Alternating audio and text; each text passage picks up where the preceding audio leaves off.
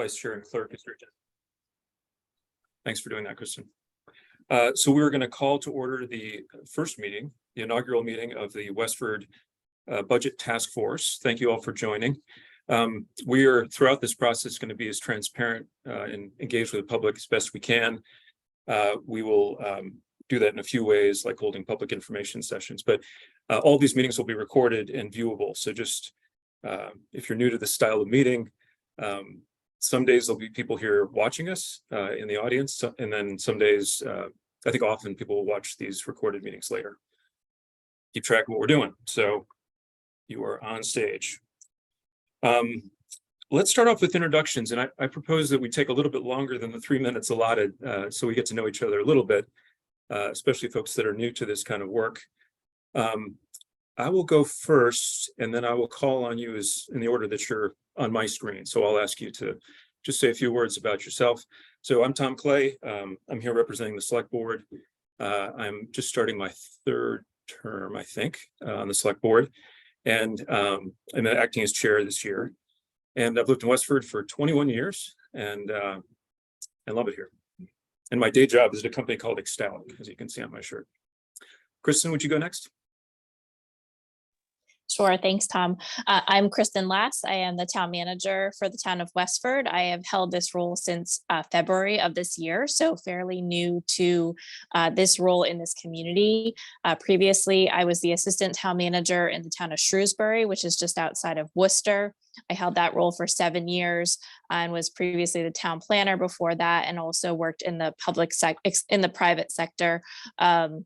Shrewsbury went through a similar process of exploring budget and revenue when I was there. So I'd like to continue to explore that with you all moving forward.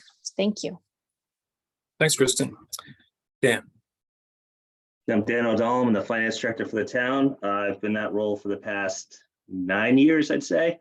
I've been full-time with the town in the financial function since 2005. And before that, I started working for the town in high school in the recreation department. So I've worked in like 6 or 7 different departments. So yes, I'm a local, I'm still a resident. So yeah, that's that.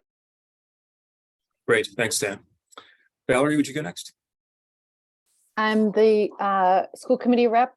I'm just re-elected for my first year of a second term. I'm currently the vice chair, but we have officer elections coming up fairly soon. I'm the chair of the finance subcommittee. I also sit on the negotiations subcommittee. I have a 4th grader and a 1st grader.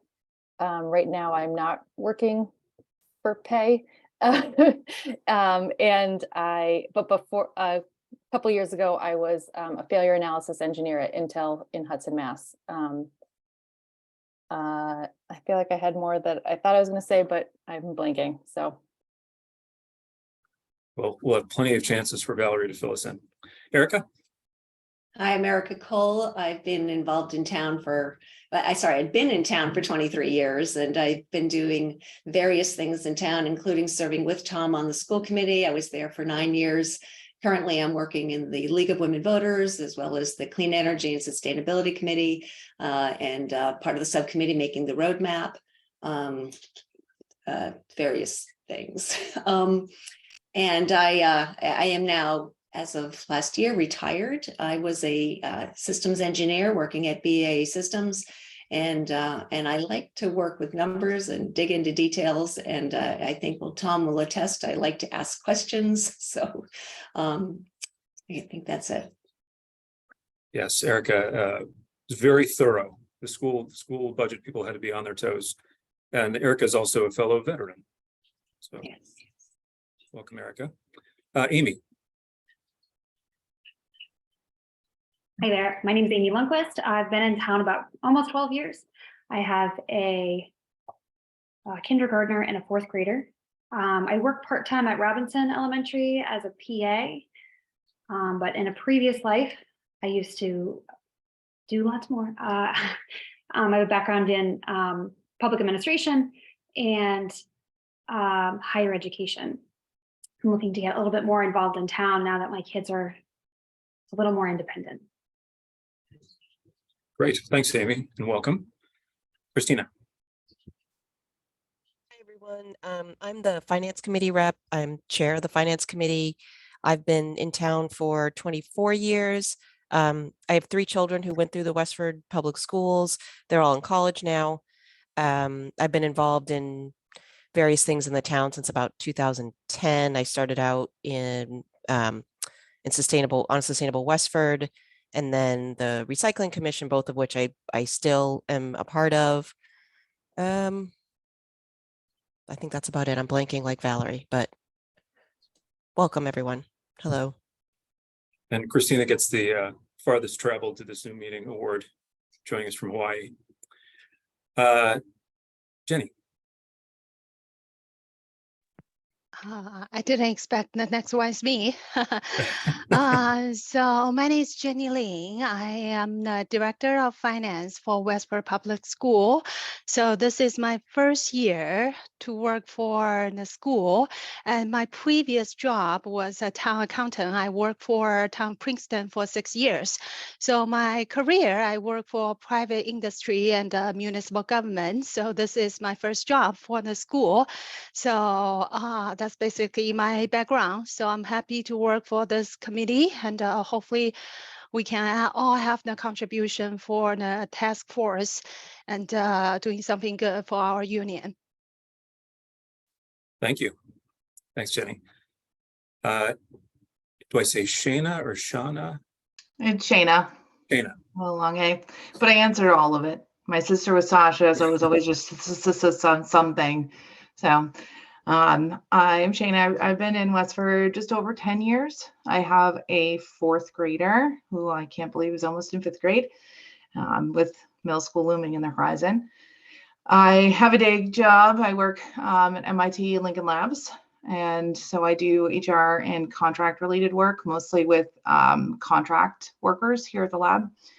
And I have been in like HR, recruiting, staffing for 15 plus years. And I think I'm coming with a little bit more of a clean slate with just trying to understand what's going on. And I will ask a lot of really dumb questions, probably looking to try to understand the things that I don't know. I do a lot of work with numbers and things like that, but probably not as heavy in the budgeting side as maybe some other folks. And I'm looking forward to getting more into that. I have been kind of following what's been going on with the budget for a few years, and I've always been trying to ask like how we could help solve some of our revenue stream problems. And so then when this opportunity came up, I was excited to maybe kind of peel back the layers of the onion and get a little bit more involved. The only other thing I did from a town perspective was on the COVID task force during COVID. Good. Thank you for that, Shayna. Dr. Chu, or Chris, as we'll call you maybe in this meeting. Sounds good. Yeah, Chris works. Hello, everybody. This is my 9th year working in Westford, my 2nd year as the superintendent of schools. And before that, for 7 years, I was the principal at Stony Brook Middle School. So I've been a part of the budget process in different kind of ways, more at the building level. And then the last 2 years working collaboratively to, I think, really in some ways enhance the budget process. I think work more transparently, and I'm really interested in working together with this group to start thinking proactively about FY25. That sounds great. Thanks, Chris. Vibhu. Thanks, Tom. Hello, everyone. My name is Vibhu Jain. I see everyone is 10 years, 20 years. I am very new to US and town. We moved in October from Singapore. I work as head of marketing and strategy for Millipore Sigma. You might see that when you go towards Burlington. Prior to moving to US, I was head of marketing and strategy for Asia for the same company for last 10 years. My background is PhD in biotechnology and MBA from WashU in St. Louis. The reason I joined this is I want to do something for any town I lived in and I am living in. In the past, I was member of Singapore government COVID task force with focus on how we address all various challenges related to COVID in entire Singapore. Prior to that, I lived in South Korea, Seoul, was involved with a lot of expats related things in the country. Prior to that, I was in India. So last 10 years in different countries.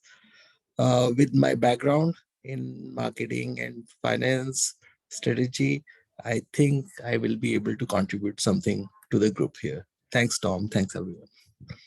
Thank you. Welcome to all of the at-large members. It's so generous of you to be here with your time. We have a lot of work to do and need to make sure that we're always thinking about engaging with all the people who live in town in a way that they can make good use of the information and in the right places and times. So I know you'll make contributions all over the place, but we'll be particularly grateful for your guidance on making sure that this is transparent and accessible to everybody. Next up, we have election of chair, vice chair, and clerk. Let me just get a sense of the room, whether we want to proceed immediately with that, or I prepared to chair today because I thought no one would want to be elected chair and then suddenly have to chair the rest of the meeting with no notice. We could either do that right now, or we could potentially do that at the beginning of our next meeting if people want a little bit of a chance to think about what it would be like to take on one of those roles. Let me just get a little sense of the room. I don't know if people have a strong feeling, or Kristen, if we're bound for some weird reason that we have to do this now. Just want to make sure if people are signing up, they've had a chance to think about it a little bit.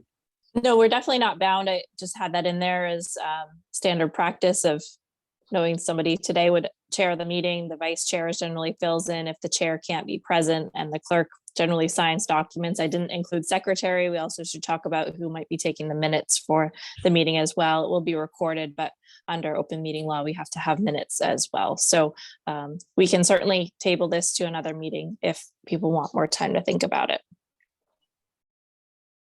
Does that make sense? Any other thoughts? We can, why don't we, yep, Christina? Yeah, I'll just second that, Tom, is I feel like it's probably worth just going through one meeting and getting a sense for how it's going to go and doing it next time. Okay, if people are okay with that, why don't we do that? Is there someone who'd be willing to volunteer to take the minutes for, I'm sorry, Valerie? I'm literally about to say those same words. Okay, is there someone who's willing to take minutes just for today? You're not committing yourself to being secretary just for today. Amy? Okay, thank you, Amy. In general, because these meetings are recorded, the minutes don't have to be in enormous detail. So the time that the meeting was convened, who was in attendance, key points that we've discussed, that's usually fine for this purpose. Okay, let's review the charge that the select board has given us, and I can share it, or Kristen, if you want to share it. Tom, if you're able to share, I'm on my iPad, so don't have that capability. And if you're having trouble sharing, I can make you the host as well. If you could enable me as at least screen share capable. Yep, you should be able to do that now. There we go. Okay. Okay, here we go. Hope you can all still see. I'm just going to walk through this. Obviously, you can all read and you've seen this before, but it's sort of a way to explain why we're here and what we're, all about doing. So the first is the composition. You've got that already.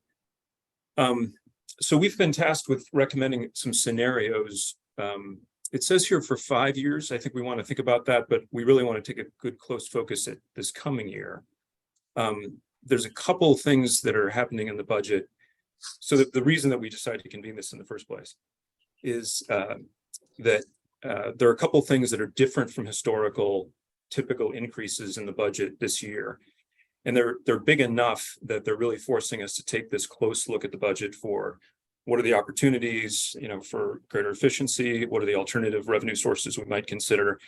Those big changes that are different than sort of typical inflation changes include Westford's commitment to competitive pay.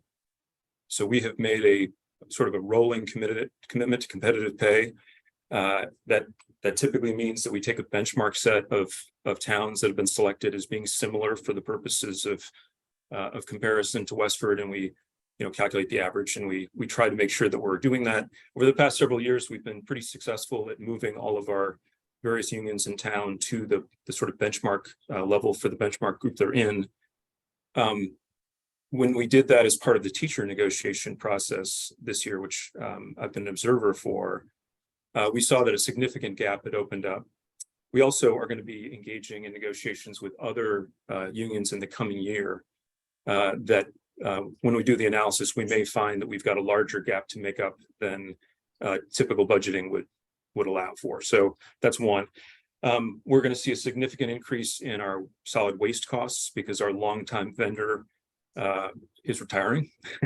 For a long time, the low bid vendor was someone who did it, over and over again for a long time. They're not going to do that this year, so that's going to be a jump. Energy costs have gone up significantly, and in a way that's sort of a sudden leap. I think school transportation costs are expected to jump, if I'm correct, and you can correct me if I'm wrong, Jenny or Chris.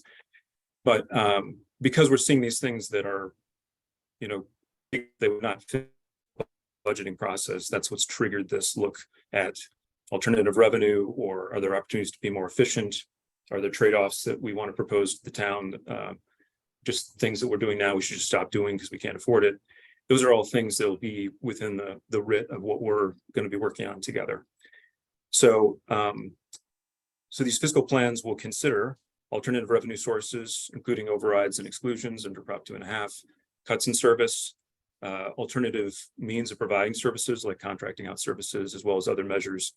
So what the select board would really like from us is not a policy recommendation on a specific budget, but more, here are some options that you can consider that other smart towns have done or we've uncovered in our research that that can help guide them to the trade-offs that will need to be made in this budget process, whether that means pursuing additional revenue or deciding that we need to be making additional cuts in services in some way to make the numbers balance. So, and we have a short timeline. October 1st is the timeline. Why October 1st? That's when the town really kind of goes into gear with the budgeting process for next fiscal year. We just approved the fiscal year that we're about to enter at our last town meeting. So we're talking about the budget that we would vote on next spring at town meeting that would actually begin a year from July, a year from now, July.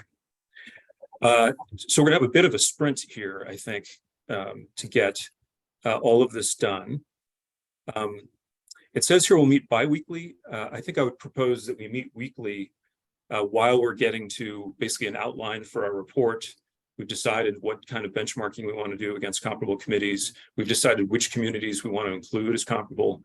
I think once we've got sort of the skeleton of this thing and know what research we're going to do and what analysis we're going to conduct, then there probably will be a lot of work to do in between meetings, and in which case we could move to a bi-weekly schedule.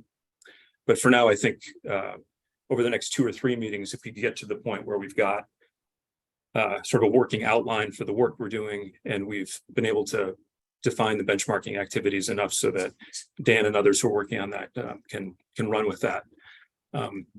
That's what I would propose in any case. So that's the charter. Any questions about the charge?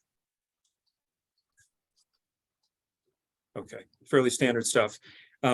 If we think the charge should change in a material way, we can go back to the select board and ask for that.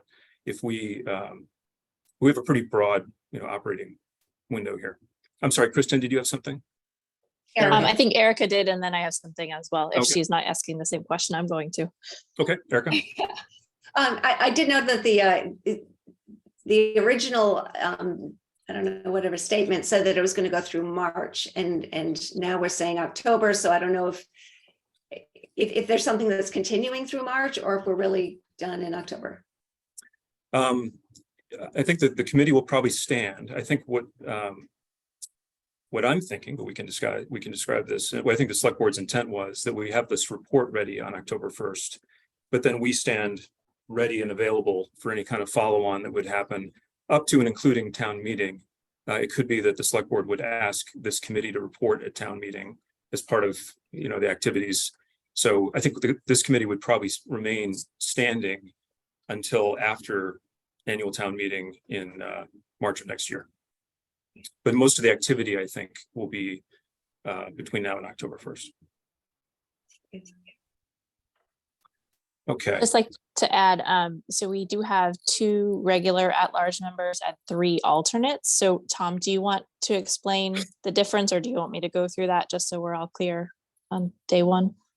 Sure, Kristen, if you don't mind, it's great. Yeah, so the select board decided to have 2 regular at-large members and 3 alternate members. So the alternate members are always welcome to come and be panelists and contribute to the meetings. They just are not voting members.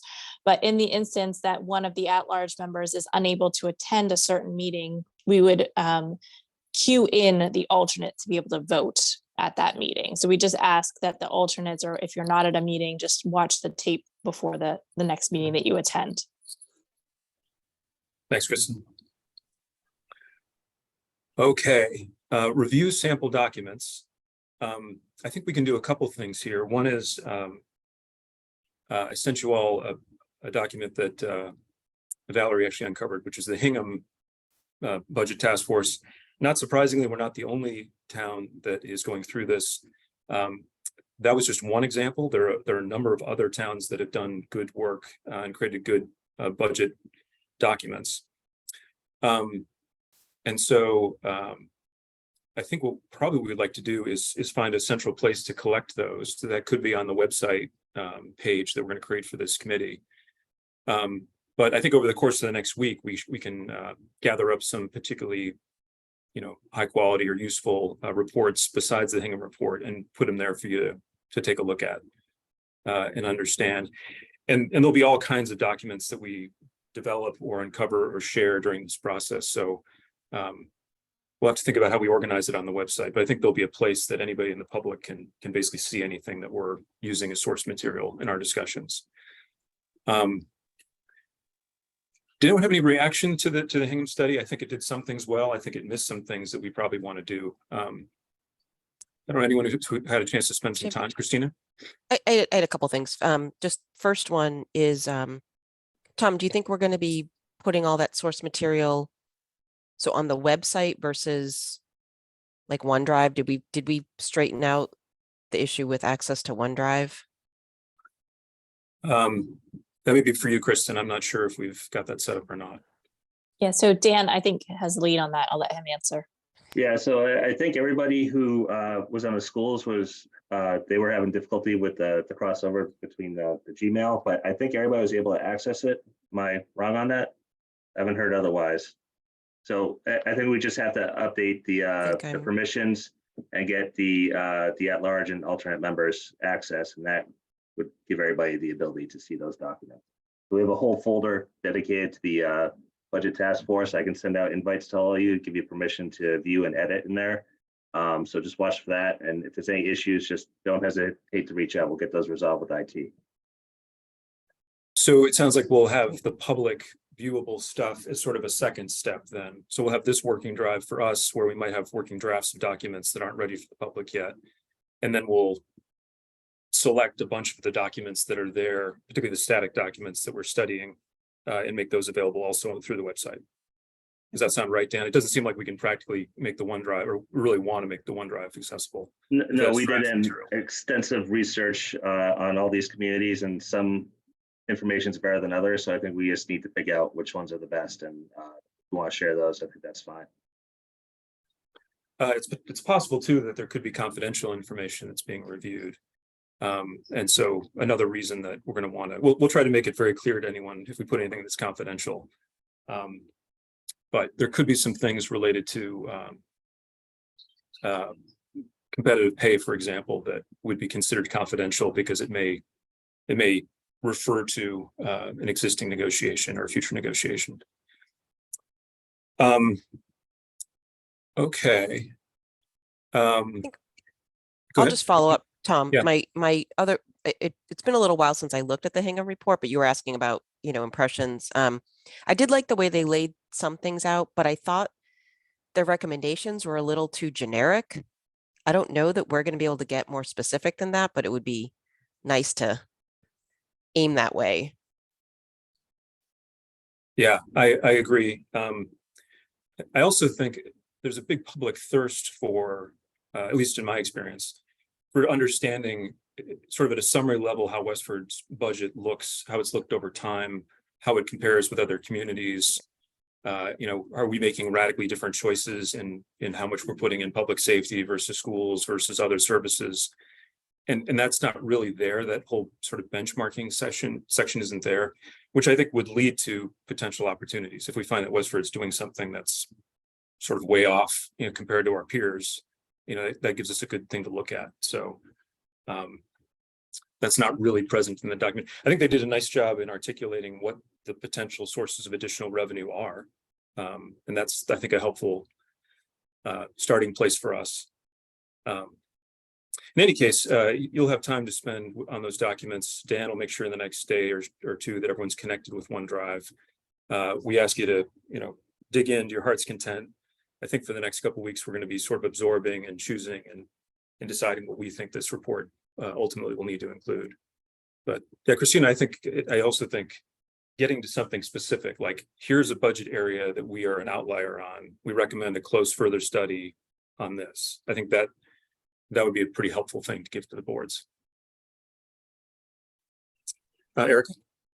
Yeah, I thought it looked, I think it's a fantastic document. I think that it looks like they did a lot of work. I think some of the recommendations might have been just because they ran out of time and they're saying, we don't want to give a recommendation because we didn't get into the details as much as we might want to, but there's work to be done here. But I liked the structure, and I guess what I'm thinking for us would be helpful would be to create the structure of the document that we ultimately want to provide so that we can know how to fill in the details. We can say, okay, people, certain people will tackle this, others that.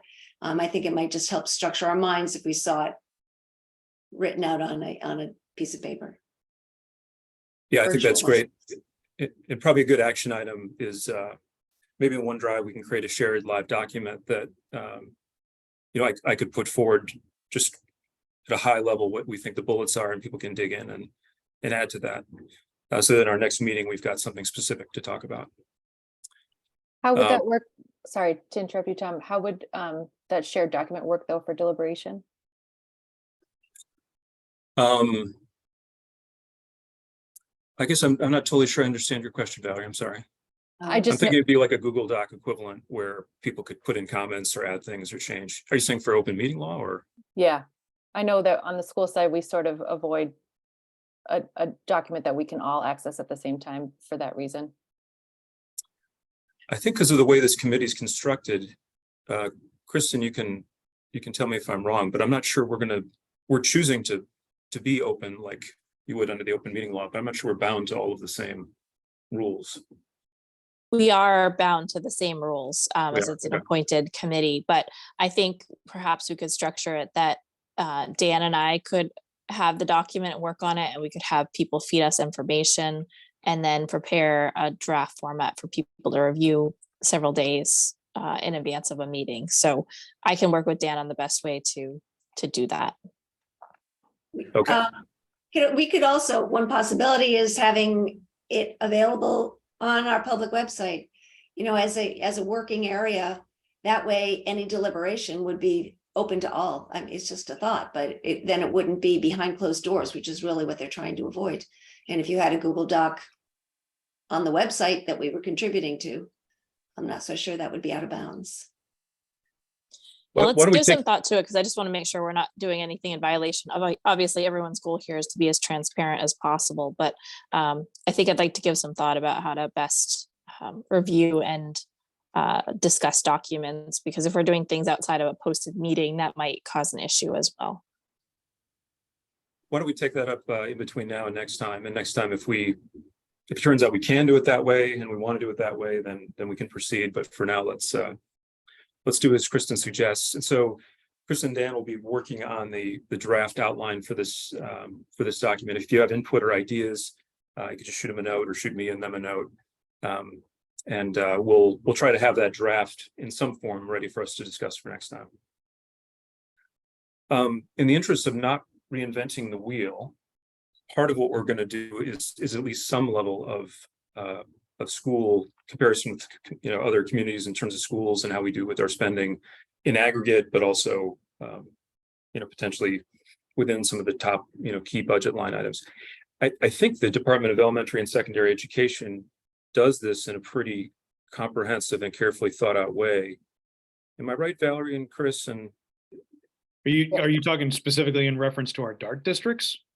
In the way in which, just the budget, there's a number of ways in which they analyze the budget in comparison to towns that we can access and share that information, yeah. Yeah, I'm wondering if for next time, maybe you could start with your DART districts, but whatever sort of summary financial comparison, which I know comes to per pupil expenditure, but I think it breaks it down in a lot more detail than that. It does. I mean, there's different ways that we can look at things. We can look at the net school spending, the foundation, the per pupil expenditures, based on, they will establish our DART districts and the rationale behind that, which we can share with everybody. And we could certainly be sharing that information. Okay. Yeah, it'd be good if we're deciding in between now and our next couple of meetings what we want to benchmark.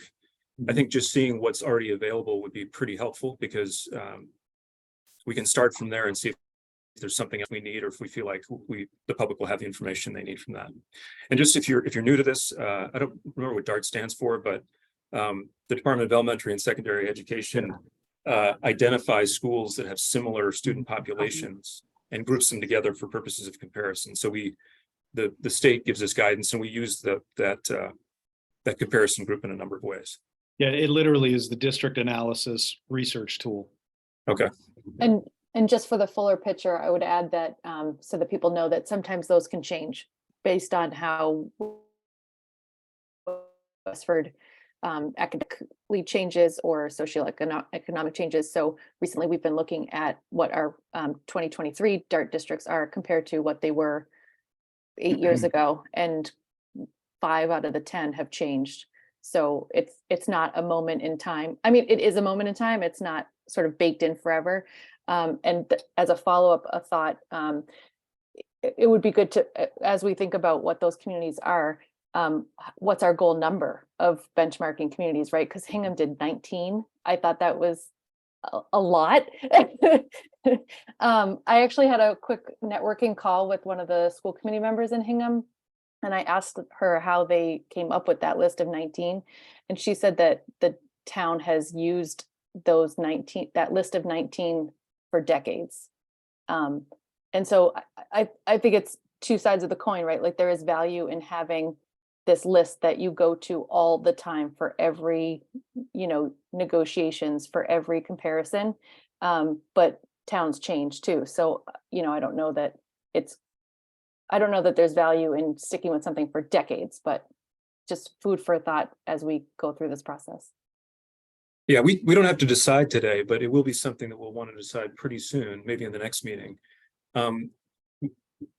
The town also has a bunch of benchmark communities that were assembled together over time, immemorial, and they differ slightly by which union. I think maybe we could focus on the DART districts, which are relevant, and a regional market basket, which would be either a standard radius containing or touching the towns, by whatever radius we decide, or all the towns that are immediately adjacent. I think if we were looking at like public safety investment, I think the regional would be very relevant, because many of the towns have similar public safety requirements to us. The reason we would include the DART districts is that for the schools, we want to compare the school with schools teaching similar performing students that have similar demographic breakdowns. And so in that case, so some superset containing a geographical set that we can define further, and the DART districts, I think. And we can decide whether we would only do school-related benchmarking on the set that includes the DART districts. All the other, spending benchmarking we would do at the regional basket. Amy? Do we want to focus on similar population sizes in towns, or similar government, or all the other pieces that we would be most likely to be compared to? Is that? Yeah, that's a really good point. So there's a couple things a couple factors. So one is, we may decide that there's a set of towns that will give us the best insight because they've got very similar civic needs, or they've got very similar sizes, like you mentioned, or similar number of road miles or whatever we decide we pick. Something that we've seen before in selecting benchmark sets, and Erica and I were doing this a bunch of years ago in schools, is it's good if the benchmark sets follow some sort of generally accepted, not everyone's going to agree it's perfect, but there's some way that doesn't look like we were cherry picking, some way that doesn't look like we were being arbitrary, some way that doesn't have a complicated rationale to explain, because in the end, we're going to want the public to more or less accept it. If we think that compromises the analysis, then it's worth doing the effort and saying, no, the regional market basket isn't appropriate. It's not, it doesn't, give us the right comparison set. Then it's worth, I think you're right, it'd be worth investing in coming up with a better one. So, yeah, I didn't know if there was, Westford's part of the top 20 schools, or there's a list out there that is valuable enough that we want to compare ourselves to that already exists. Yeah. And then it's not a biased choice. It's simply a bucket which we're already part of. Just a thought. Yeah, that's a good idea. And that is why we use the DART districts. Exactly. Right. There's a third party hands-off group that's deciding who we're similar to. I don't think there's anything similar in the municipal side. Kristen, are you aware of anything, does the state do anything that would bucket towns in similar categories? Well, I was going to say, we have the Department of Revenue's benchmark that has similar size communities, similar makeup communities. We can pull down all of the data in terms of financial data from them. Dan's a wizard at that. When we're doing our employee analysis related to positions, we have a list of, I believe, 20 municipalities that we benchmark against. Some may actually overlap with the DART communities. Others are based upon similar community size or governmental structure or our surrounding regional communities. So I think we should put everything on the table to begin with and then whittle it down based upon categories. I don't want to use the school's DART communities and then not use the town's traditional 20 towns either. So I think we should put everything out there and then whittle it down. Dan, if you've got a similar tool, it sounds like you do. If the Department of Revenue does give guidance on similar communities, would it be possible for you to basically extract the data in whatever way it naturally comes from the system and present it to us next time for some set of communities? Wouldn't have to be all of them, but just, I think that'll help us, because if we're satisfied with what comes out of the system in a straightforward way, we should do that instead of creating something new. Sure, I haven't actually used the benchmarking system yet, but we can look into that. I have pulled reports based off the DART and the town's existing market, and it's super easy to run. So there's actually a link to a municipal data bank that I think it took me 10 minutes to run 3 different extensive reports. So it's very accessible online. So okay, is that all in OneDrive already, Dan? Yep, it's in there, but that doesn't mean we can't change the market. It's very easy to reproduce based on these reports. The tools are very good to use. Well, would it make sense to have, given that there are 2 obvious clumps of money, the town side and the school side, to have 2 market baskets? I mean, is there a reason that we would need to have one? I think we will have to. Okay. Eric, I think it's an excellent point, because we compete now with schools like Wellesley and places that I think have a pretty different makeup in terms of needs that we do. So I think the right for a lot of the municipal things will be a little bit different group than what's appropriate for the schools. Agreed. And we'll have to find a good way to explain to the public why we're doing that and what the origin of it is, because I think this is going to be a little bit complicated in the end, and I don't know if there's a way to avoid it. So we're just going to have to get a good. Okay, so it sounds like we could, in the OneDrive between now and next time, get the sort of natural native DART district financial breakdown and the municipal breakdowns that Dan talked about. If you can take a look at those over the next week, then we get together again. Maybe we can, get closer anyway to identifying what we want to benchmark and which communities we want to use for each purpose. Okay, we've sort of covered the 2 agenda items there together, the sample documents and the comparable committees. I guess just, does anyone have any questions if we wanted to stop here and just check in? Again, in the end, what we're looking to do is, on the revenue side, it'll be a little bit different because there's sort of a list of well-accepted places to go for revenue. But I think the best way to identify where there might be opportunities is probably in the benchmarking, because we may find that we're over or underspending in a meaningful way relative to other folks like us, and that would be interesting to look into. I think later in the process, not much later, but after we do this first round of, explaining what our own history is and how allocation works and what these communities are, we will want to identify some potential cuts. It'll be the select board's call on whether, new revenue is pursued or cuts are pursued, or something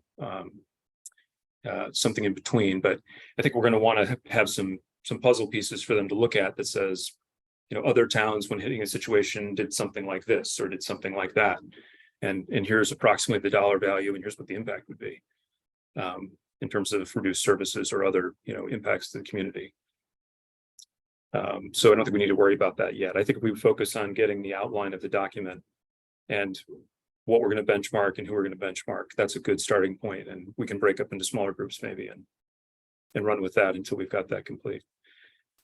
In terms of website content, I think creating a budget task force page like we have with other task forces is a good idea. I don't know, Kristen or Dan, if you had any ideas of how we might want to organize that. I think we sort of have a template for how we do it. And I guess in each meeting, we can decide which documents we want to post to the public.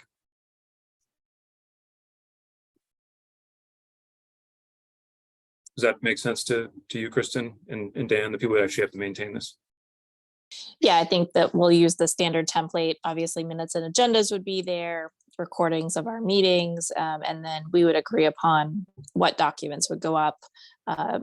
Once we get going, I'm sure there'll be advertisements for public forums, and perhaps we do surveys that people can participate in and things like that. Yeah, that's a great point. Thanks. Valerie? Has anyone thought about whether it makes sense to have like a grouped email that would go to all of us? It's for people who can't make public comment or watch us recordings and have thoughts and feedback. Yeah, or we could just have everything go to a staff person and they disseminate it. I want to just double check again, open meeting law type of thing, but we just don't want members of the committee responding to the emails as their own. We would want to review it as a committee and then respond back. But that's a great point. Yeah, that's how we handle it on the school side, is that we're very careful about replying all, but that someone can send an email and it reaches all of us at the same time.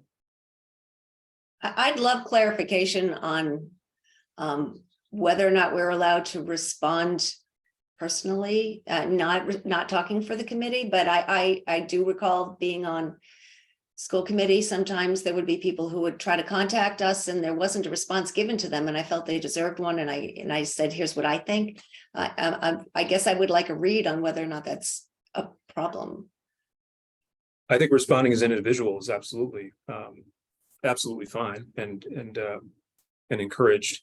And we should have enough discipline to respond, have a committee response if there's been a task force response if there's been a task force question. So I guess yes to both. And if we see that things are coming in and not getting a response, we should talk about that in our meetings to make sure we fix it.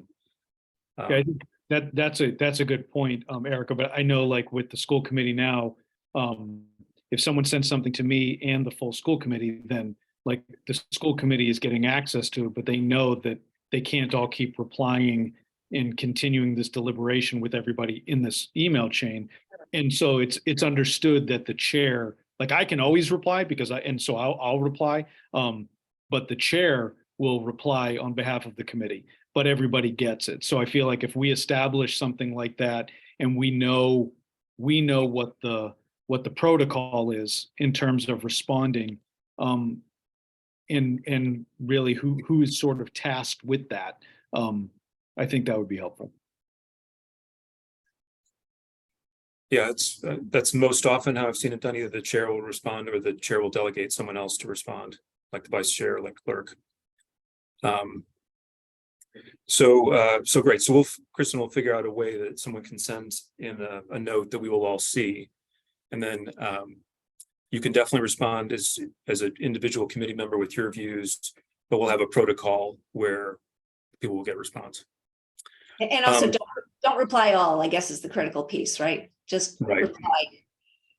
Just because it sort of invites Discussion. open meeting law violation. Yeah, exactly. One thing that we can add to the agenda for next time too is how do we want public engagement to work? Just, how many public sessions do we want? Are there any particular groups that we want to outreach to? The idea of doing a survey or getting some other kind of direct community input on how the community weighs these things would be very helpful. There's sort of a list in some of the reports, like the Hingham report, of sort of the public engagement and outreach, number of open sessions, number of email surveys that can give us some clue. But that'd be something interesting to overlay into this, is how do we make sure people feel like if they want to have input, they can, and we feel like where we can, we're getting all the inputs, or exercising the will of the people and not just our own opinion. Christina? Sorry. Hi. I was just going to add that I saw on one town's sort of walk through this process.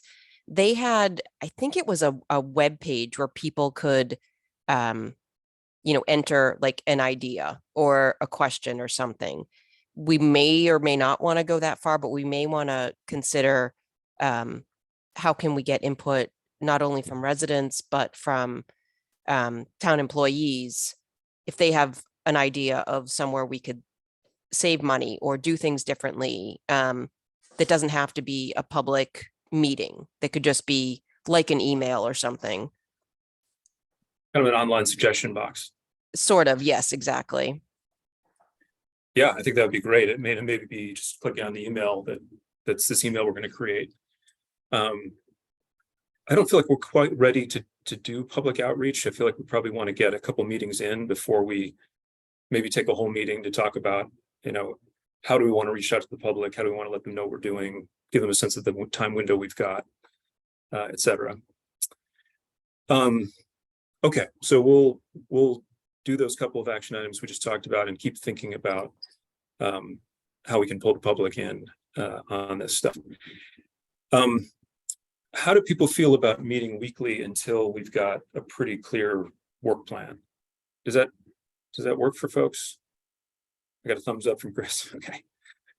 And I should say a lot of this, we appreciate in advance all the staff time that's going to go into this. Kristen and Chris, we'll all contribute, but the people who know the tools best and have access to the most information are often staff. So we're grateful for their contribution on this. Does this Chris, just Tom, before we go further, I just want to, for the next, we were kind of talking about next agenda items, maybe jumping forward, but would you like Dan and Jenny and Chris and I to do kind of an overview of the fiscal 23 budget and 24 budget, just to give people a level setting, or do people feel like they don't need that? Maybe it would be good for the public as well, just to benchmark where we're at today. Yeah, actually, that could be very helpful. Is there any place that we've already done that? Do we record any video explainers for the budget? Not this year, maybe. Okay, so if there isn't anything yet, then having something recorded that explains this year's budget, I think would be helpful. Dan did a breakdown for Valerie, which was a look at trending over time at a high level, basically, for the key budget items, how they trended over the past 10 years. I found that very helpful. And so I hope there's a chance that we can go through that as well, because it was interesting. I mean, I've been involved in the budget now one way or another for a long time, and that grounded me in just the reality of what's been happening in a way that I hadn't seen looking at it bit by bit. Christina? Is that in OneDrive, or do we get that sent to us? That 10-year trailing comparison? Dan, is that in there? Do you know? If not, I can put it in there. I'll take a look for it. Okay. Thanks. Yeah, let's add that. And if you have a chance to scan that, that helps a lot. One thing that we're working on is just clarity of the reality that we're in, because I talked to many people who perceive things to be true about the budget that in fact aren't in the numbers. It's easy to see how they might believe something, like that something's been cut systematically or something's been added. It's just helpful to get back to what the numbers actually say at some point. And I think that'll be a big part of what we're doing, is just to educate people on what we do now, because it's hard to make a suggestion for what to change if people aren't grounded in more detail on what we're doing now. And we may, in addition to this, we may want to go over to WestfordCAT and make some more produced videos that explain some of these things in more detail. And I think that's been helpful in the past. So we as a committee can decide, do we need an explainer who wants to do it, and just go over and record a 5-minute talk through with some visuals that we can put up a link on the webpage for people that are looking to get more educated. Just to Is your follow up hand on still that, up? Yeah. Tom. Yeah, it is. Sorry.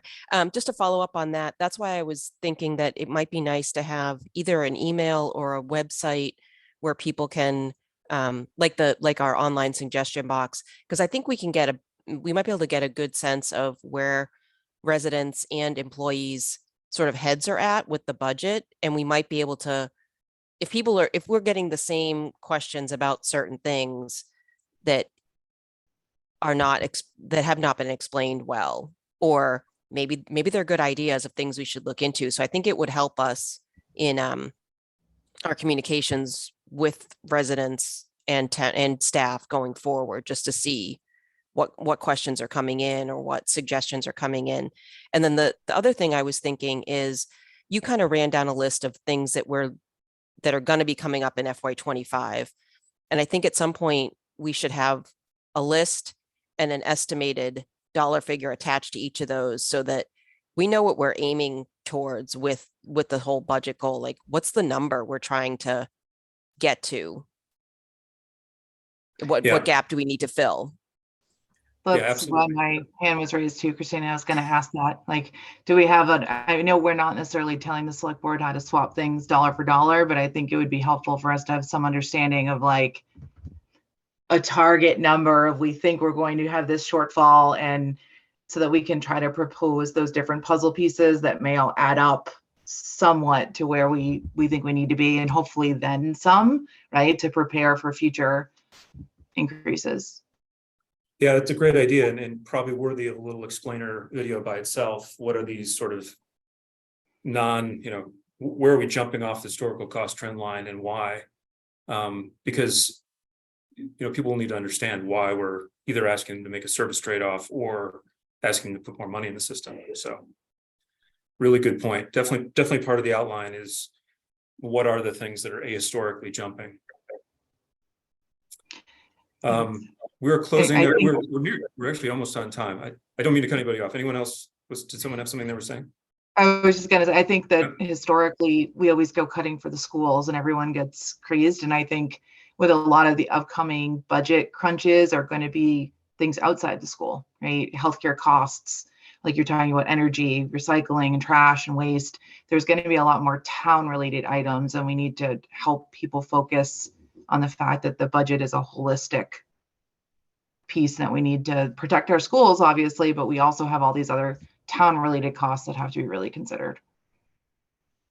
Yeah, no, that's a great point. And I think, I think most of us probably had a couple of years in the town that we live in where we weren't paying a lot of attention to this stuff because we had young families. We're just trying to get through the day. So I completely get it, and that it's not everyone's priority, and it's on us to provide the information in a digestible form. Erica? I was just looking at the Hingham document, and it lists explicitly what their rules of engagement are. It says explicitly, we are a town that tries to do these things, and they have a good 7. I think I'm looking at the right place. A good 7 listed, and I think that would really help us in portraying what we're doing to the public. To say, we're trying to be objective, and these are the explicit things that we kept in our mind. And if it's not a good enough list, then they'll tell us. But I think it'll be a good idea if we did that. Yeah, As well as, and also in that same vein, we were talking a lot about the market basket of communities that we would use both for the schools and for the town. And if it's anything other than what's recommended by the state, either through DESC or DOR, that we have criteria again, so that it doesn't seem like we're subjective and we're cherry picking the ones that we want. Right, that there's ground rules for this. So if we're not choosing what the state gives us, then I think we need to be explicit about the criteria that we apply to come up with those lists. yeah, I think you're right. My experience, our experience together, I think back in school committee days was, if you don't have a rubric that outputs the benchmark set, Yeah. you're only talking about the benchmark set. You can never get past the conversation about why things are in or out, and people think it should be different. And it's, I think what we did, we may not need to do this, but at least at one point, we ran like 6 different market baskets that all had a rationale. And in the end, we said, it turns out the outcome isn't that different, really. I mean, there's a small range of difference between these various market baskets. So we're going to choose the one the state recommends because it's economically about the same, and it's, you know, third-party choice that we can all agree on. Yeah. So if we need to do that, we can, but it could be that when we take a look next week at these first outputs that they seem right to us. And Jenny? Yes, I just want to talk about something because I went to a MASPO meeting a couple weeks ago, and I heard in the market, in the industry, there's some vendors, they actually provide this kind of benchmarking for revenue expenditure for different towns and school districts. So they are professional company. They do this cost analysis all the time for the industry, municipal government, and school districts. So is that something we can consider to, you know, hire like an outside vendor, do this kind of a benchmarking work? Because if that's just something from internal, we are not doing something professional benchmarking. You know, if we just compare to Nadar district or different municipal government, we are just picking those governments or districts. So, but what's their, you know, protocol we should go compared to the industry? So maybe we can look into the market. Is there any vendor helping us do this kind of benchmarking? I think it'd be interesting to figure out what their scope of work are and what the costs are. So Jenny, I think that's definitely worth doing because it might be affordable and might be a help. It is fairly common practice for towns to do it like Hingham did, and there's dozens of communities that have done these sort of citizen task force led analyses. So I don't think we're off benchmark or off industry standard in any way. I think doing it this way probably is the industry standard, but I think it's a good suggestion. And if it's affordable and it can be made in our timeline and you know, make our lives easier, we can focus on other things, then I think that could be helpful. So Jenny, do you have any names of I do. firms? I can look into those contacts because I got a couple contacts. Actually, they send me the contact information. They do the benchmarking for different town and districts. So I can Yeah. send the information to you. That'd be great. That'd be great. If you speak with them, we'd be interested in typical scope of work, typical time, and a typical output document. So we can take a look at the kind of report they typically generate. Sure. So thank you. Thanks for bringing that up, Jenny. Okay, we are at the 2 o'clock mark, a little bit over. Shot in the dark, so we don't have to do another doodle poll. Is it possible that this time could work for everyone, same time next week? Just trying it out. How about a thumbs up if you could do the same time next week?